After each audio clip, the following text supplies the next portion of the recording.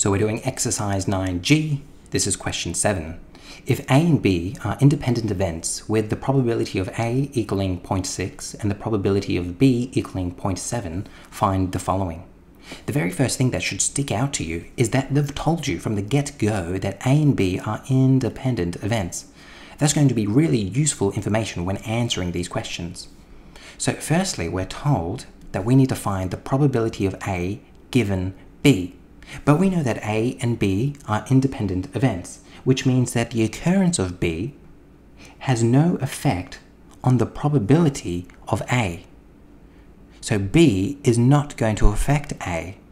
So that means that this is going to equal the probability of A, which means my answer is just going to be 0.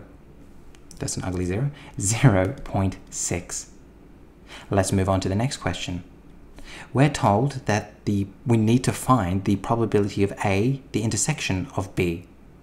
So what we're going to do is remind ourselves what our formula is to find independence, which is the probability of A intersection of B equals the probability of A times the probability of B. We know that if this statement is true, A and B will be independent, but we already know they're independent. We're merely using this to figure out what A intersection of B will be. So the probability of A is 0.6, 0.6. The probability of B is 0.7, 0.7. So my answer is going to be 0.42. Let's now go on to my last question, which is asking me to find, let me just scroll down a bit, and let me just move it so we've got a bit more space to deal with. We're asked to find the probability of A, the union of B. Alright, we're going to have to think of another formula that we can use here, and what I'm going to write down is that the probability of A, the union of B, is going to be equal to the probability of A plus the probability of B minus the probability of A intersection of B.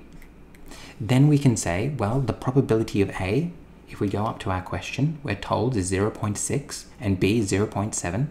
So I can write in here 0.6 plus 0.7, and that's going to be minus 0.42.